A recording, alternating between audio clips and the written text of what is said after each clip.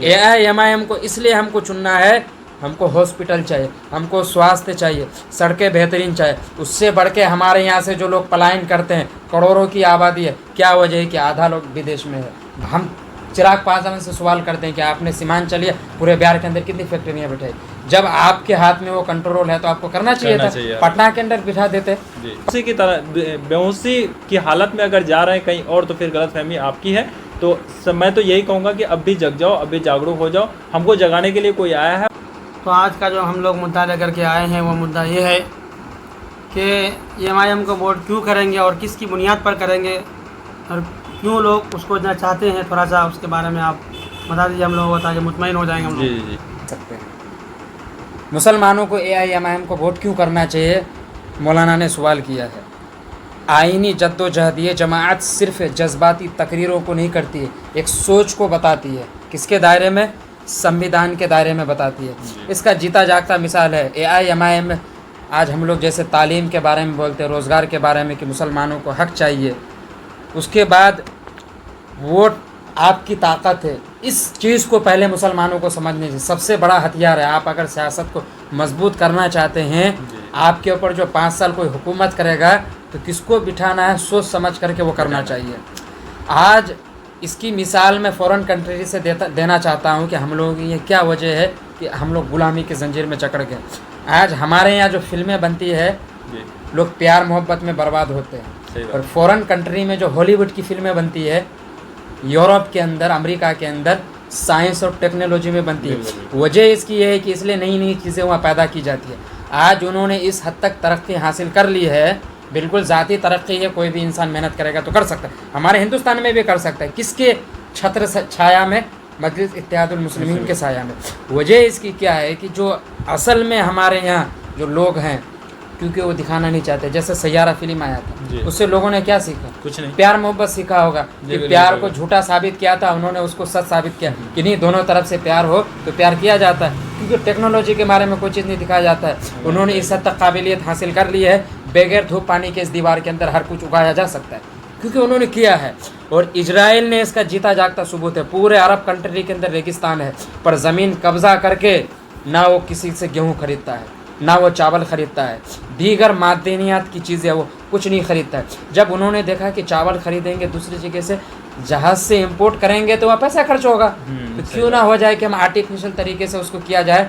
तो लोग क्या करते हैं कि पानी के ज़रिए से ज़मीन में भी नहीं उगाते। इस काबिल हो गया कि वो दूसरे को चावल बेचते हैं। क्या वजह है कि सीमांचल के अंदर ये ज़रखेज़ इलाका है। हमारे यहाँ गन्ना से लेकर के सिवाय बर्फीला इलाकों में जो फल फ्रूट उगते हैं उनको छोड़कर हर एक चीज़ उगाया जा सकता है। सरकार ध्यान नहीं देती है। क्यों नहीं देती? कि हम लोगों ने गलत सरकार को चुना। सही बात है, हमने सरकार को चुना, इसमें कोई शक नहीं। हमने हिस्सेदारी की तरफ तवज्जो नहीं दिया। बिल्कुल। आज AIMIM हमारे लिए हिस्सेदारी की बात करती है तो उनको हम गद्दार कहते हैं। जी। आज मुसलमानों को समझने की ज़रूरत कि हमको किन मुद्दों पे लड़ना है। शिक्षा और स्वास्थ्य के लिए लड़ना है। इन दो चीज़ों पे अगर जिस दिन पूरे सीमांचल के लोग मुत्तहिद हो गए, मैं समझता हूँ आज़ादी के बाद दूसरी आज़ादी हासिल होगी। क्या हर जगह हर एक चीज़ दिया जाता है? कुछ बातों को अगर देखा जाए तो सरकार यहाँ के लिए भी बड़ी पैकेज तो नहीं देती है, छोटी पैकेजों के ज़रिए से यहाँ हर एक चीज़ भेजती है, पर करप्शन की वजह से आम लोगों तक नहीं पहुँच पाता। जैसे इंदिरा आवास हो गया, ये नरेंद्र मोदी आवास हो गया, वो लोग भेजते हैं यहाँ, इसमें कोई शक नहीं है, पर यह है कि नेता लोग खा लेते हैं। क्या वजह है कि 1,20,000 या 30,000 रुपये देते हैं, नेता 10,000 खा लेता है।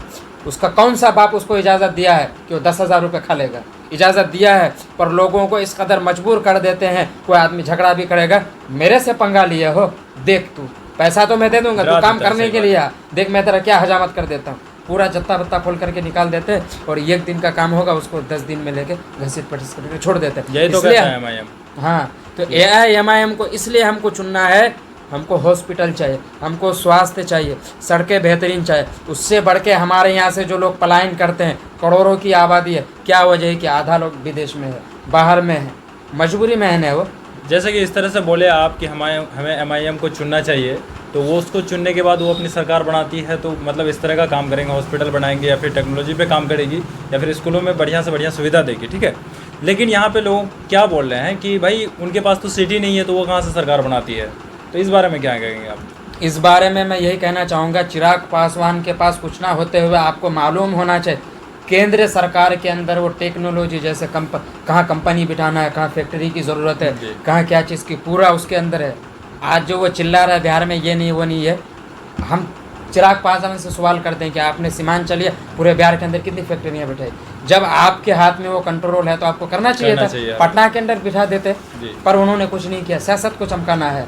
हैरत की बात है, बेगूसराय और पटना के अंदर अगर कंपनियों को हटा दिया जाए तो बिहार के अंदर कुछ नहीं हो जाएगा। सबसे ज़्यादा बिजली विभाग कहाँ है? पटना के बाद बेगूसराय में। इस इलाके में जो हमारे यहाँ बिजली सप्लाई होती है बेगूसराय से आता है। तो अच्छा, चलिए बहुत बहुत शुक्रिया दोस्तों, आप लोगों ने यहाँ तक रहा और आप लोग को पता चल गया कि MIM वाला क्या कर सकता है और क्या। तो इस बुनियाद पे आपको चाहिए कि आप होशो हवास में किधर जा रहे हैं, है कि नहीं। अगर बेहोशी की हालत में अगर जा रहे हैं कहीं और तो फिर गलतफहमी आपकी है। तो मैं तो यही कहूँगा कि अब भी जग जाओ, अब भी जागरूक हो जाओ। हमको जगाने के लिए कोई आया है, उसका हाथ थाम लो और उसके साथ कंधे से कंधे मिला करके हम लोग को आगे बढ़ना है। बस यही कहना चाहूँगा दोस्तों आज की